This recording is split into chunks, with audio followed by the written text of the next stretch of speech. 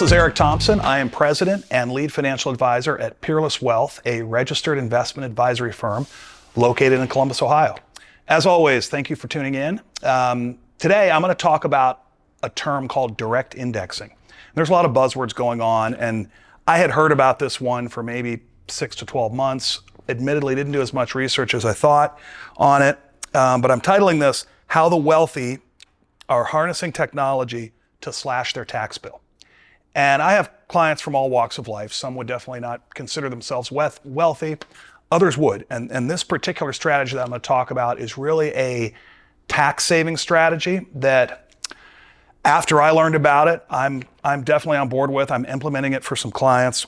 And it really is a result of a lot of sort of massive upgrades in financial technology and software that we're able to do some things, and computers are able to do some things using algorithms and using artificial intelligence in order to solve real problems for clients, in this case, save taxes.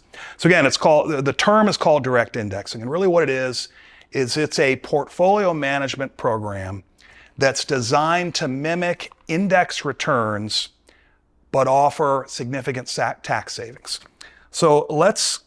And it also allows for customization of portfolios. So let's go into these things, and I'll try to give you some specifics on how much taxes you could actually save.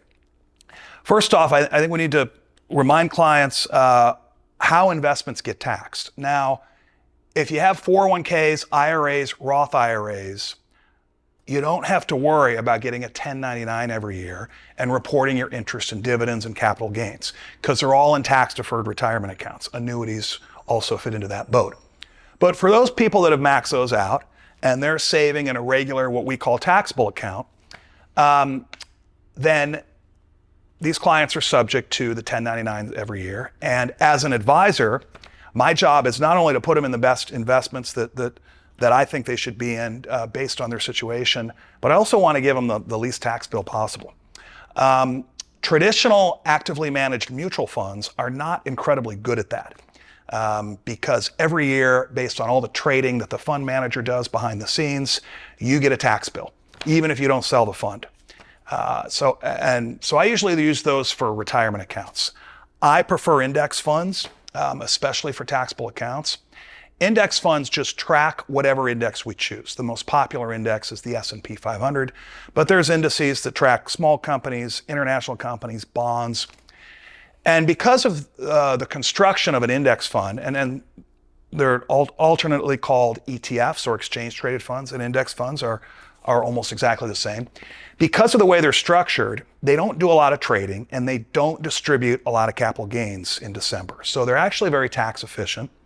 If we buy an ETF or index fund and it's $100 a share, and 5 years later it's $150 a share, if you then need the money, we can go ahead and sell, and there's a capital gain from 100 to 150, so 50% gain, and investors pay what's called capital gains tax, which for most of us is 15%. For those making over about 600 grand a year joint, then it's taxed at 20%.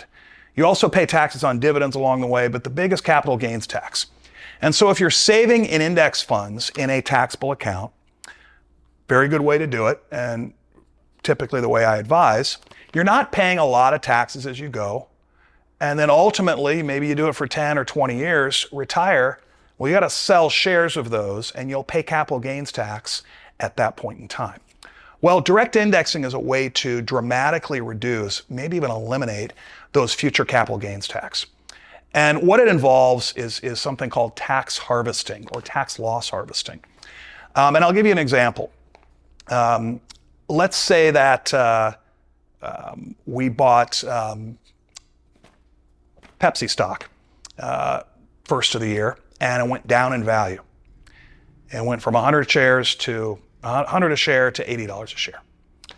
Well, I could sell that Pepsi stock. I could book the loss of 20%, and I could immediately buy back something almost similar. Let's say Coca-Cola. Coca-Cola and Pepsi are going to move probably very close to each other because they're in the same industry and the same type of company. I can't buy back into Pepsi, otherwise I violate an IRS rule and I'm disallowed the loss. So I got to buy into something different, but it can be just a little bit different. So materially, my portfolio has remained very, very close. Coke versus Pepsi, Exxon versus Chevron. There's a lot of other examples. And I book that loss. And so with direct indexing, instead of owning one fund or ETF that under the hood owns 500 names, we actually own all 500 names, which sounds very cluttery, and it does make the statement a little longer, but most of my clients run electronic e-statements anyway, so it doesn't really matter. So you own 5 shares of Apple, 3 shares of McDonald's, all through the lot. Now, this is professionally managed by a third-party firm that uses an algorithm to do daily tax loss harvesting. So what happens is every time, in fact, I'm gonna throw an illustration up on the screen. And it's titled Tax Loss Harvesting Opportunities Exist in All Markets. Now, the top part of this chart is green and red bars, and it goes back 20 years. And you see the first year, year 2002, down 23%. That's the S&P 500, or what most people call the stock market. So we had a year where it was down 23%, and you see all the green is when the S&P 500 is up for the year. And you see there was 3 down years in there. By the way, they do not yet have 2022 into this, which was down. What's interesting, though, is that the years where stocks are up, there's always certain stocks that are down sometime during the year and can present themselves for a tax loss sale. And it's almost impossible to do it as a human for 500 companies and watch these things every day. That's where the artificial technology and artificial intelligence and algorithms come into play.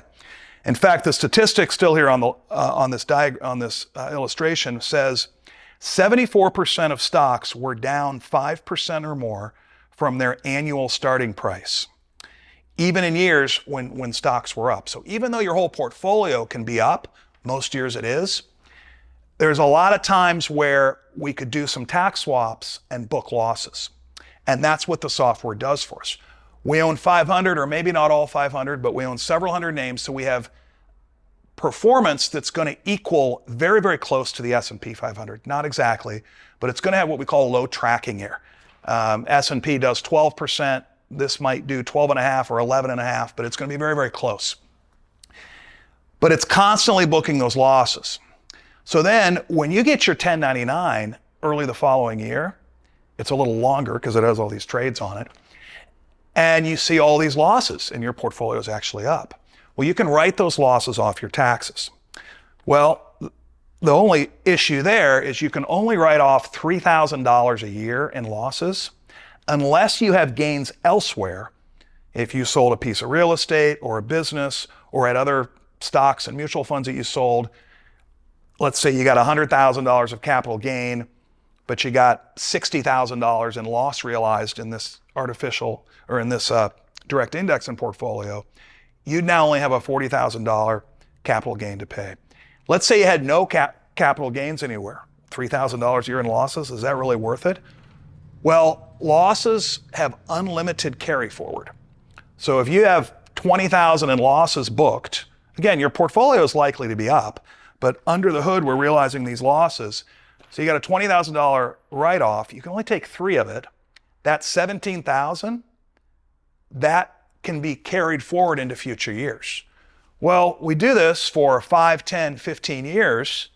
Now you get to retirement and you say, Eric, as we've talked about, I want to start spending my money and living off it.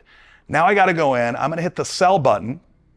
So we got to sell to send you some money out of your account.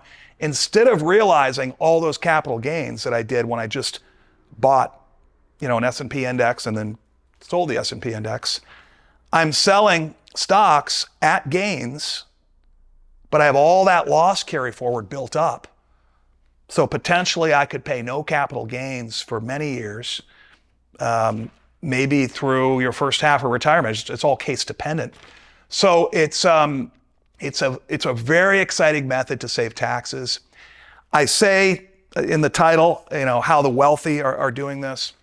It makes the most sense if you're in higher tax brackets, obviously. The higher tax brackets you're in, the more you're going to save. And The third parties that I use for the software to do this, Vanguard has a very good program. First Trust has a very good program. Most of their account minimums are $250,000, and I would say that's definitely the minimum. You're not going to. It just makes more sense the higher tax bracket you're in, and the more you have to deal with. So how can this actually add up and get a term that I call tax alpha, or a higher after-tax rate of return for the investor? Well, that's what this second illustration shows. And I'll have it up on the screen here in a second. And what this compares, there's a blue line and an orange line. It's a 25-year time horizon. Someone that starts, each one of them start with $1 million. The blue line is doing direct indexing, which they call tax advantage strategy, using software to constantly realize capital losses. The orange line is just your traditional index portfolio. And with that, there's a lot of assumptions made here, but the traditional index portfolio, there's assumptions made that you have to then pay capital gains when you sell, and your after-tax gains are less. So instead of having, in a passive portfolio, the orange, you'd have $6,136,000 after taxes. In a tax advantage strategy, you'd have $6,592,000, an increase of about $455,000 due to tax loss harvesting. On average, it saves investors between 1% and 3% a year.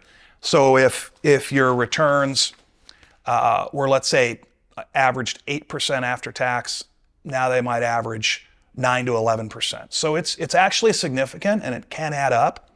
And it's a phenomenal example of how advisors are using technology to help returns.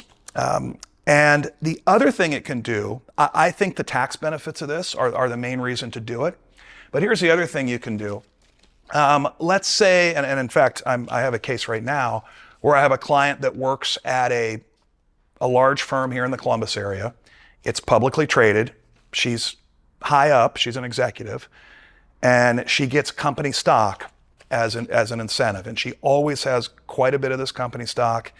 She's always overweighted in it. It's a risk if that goes down. We can tell the direct indexing provider, whether it's First Trust or Vanguard, we can say, you know what, she works at a bank here in town, so let's exclude that bank and maybe even the whole banking sector out of her direct index portfolio so that she doesn't double up on her exposure or risk to one sector. So you can allow, so the providers allow customization.